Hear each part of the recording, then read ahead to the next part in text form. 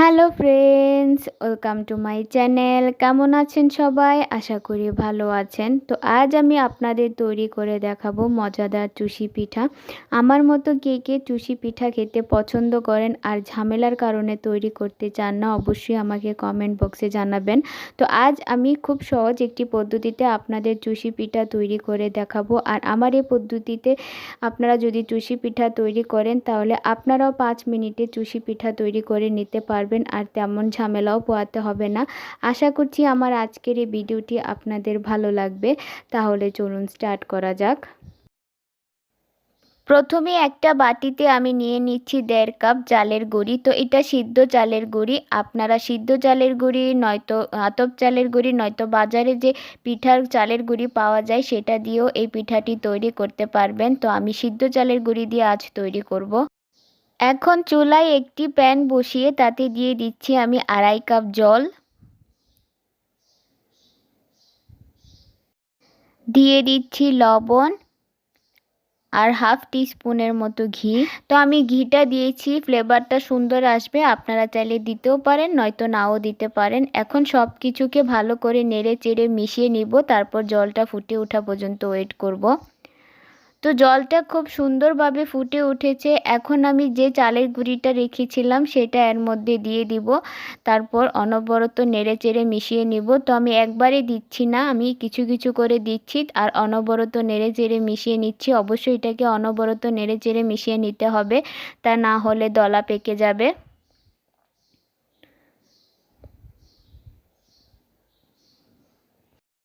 এখন গ্যাসের আঁচটাকে লো টু মিডিয়ামে করে ঢাকনা দিয়ে ঢেকে দেব 5 মিনিটের জন্য।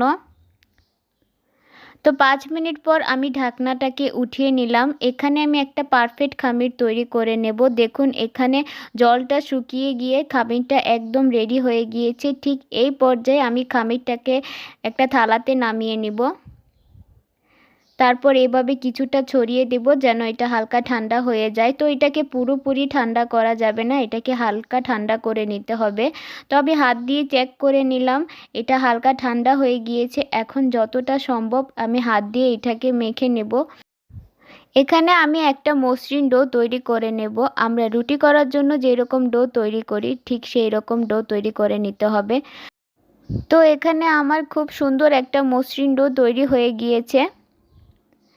এখন এখান থেকে আমি কিছুটা ডো হাতে নিয়ে নিব, তারপর বাকি ডোটাকে আমি এভাবে ঢেকে দেব, তাহলে এটা মসৃণ থাকবে। এখানে নিয়ে নিচ্ছি আমি একটা রুটি বেলার পিঁড়ি, তারপর এর উপরে আমি কিছুটা চালের গুঁড়া ছড়িয়ে দিচ্ছি।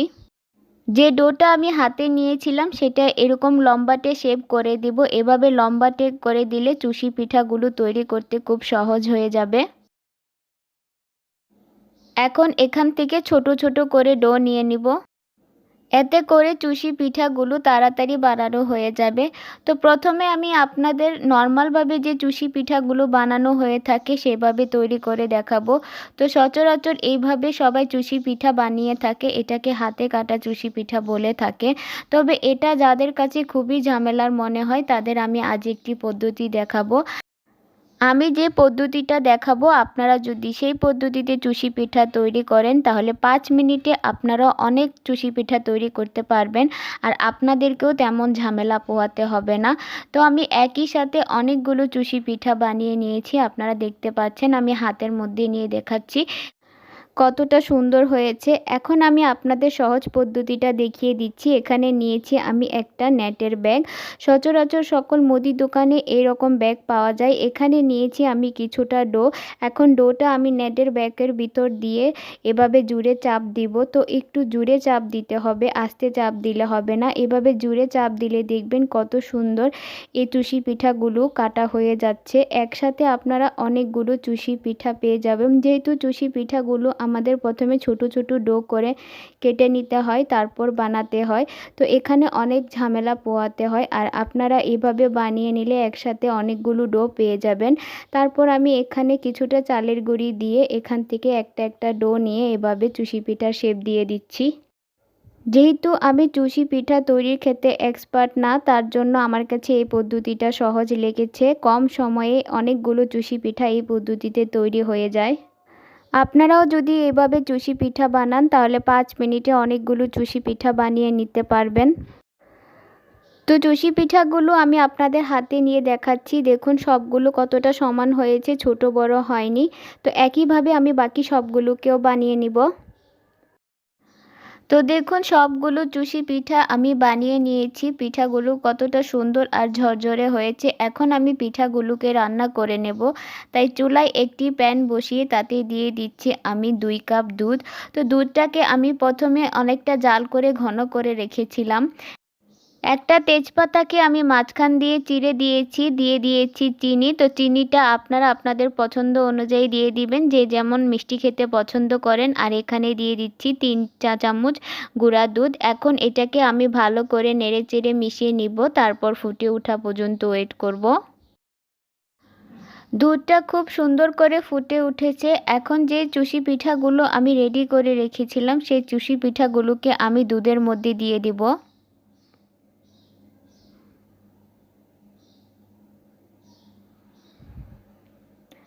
তারপর এটাকে হালকা হাতে নেড়ে চেড়ে দুধের সাথে মিশিয়ে দেব।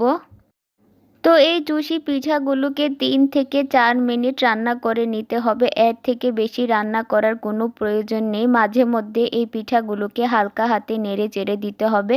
জোরে নাড়াচাড়া করা যাবে না, তাহলে ভেঙে যাবে। তো চুষি পিঠাগুলোকে আমি রান্না করে নিয়েছি। এখন গ্যাসের ফ্লেমটাকে অফ করে দিলাম। তো একদম রেডি হয়ে গেল মজাদার চুষি পিঠা। এই চুষি পিঠাটা দেখতে যতই লোভনীয় হয়েছে, খেতেও কিন্তু ততটাই মজার হয়েছে। একবার এইভাবে চুষি পিঠা বানিয়ে দেখুন, কথা দিচ্ছি বাড়ির ছোট থেকে বড় সকলে খুব পছন্দ করবে। চুষি পিঠা কিন্তু পরের দিন খেতে বেশি মজা লাগে, মানে যত বেশি দিন যায় চুষি পিঠার টেস্ট ততটা বেড়ে যায়। তো আমার আজকের এই চুষি পিঠার রেসিপিটি আপনাদের কেমন লেগেছে অবশ্যই আমাকে কমেন্ট বক্সে কমেন্ট করে জানাবেন। ভিডিওটি ভালো লাগলে ভিডিওতে একটি লাইক দিবেন। আমার চ্যানেলে নতুন হয়ে থাকলে চ্যানেলটি সাবস্ক্রাইব করে আমার পাশে থাকবেন। আজকে এই পর্যন্তই। সবাই ভালো থাকবেন, সুস্থ থাকবেন।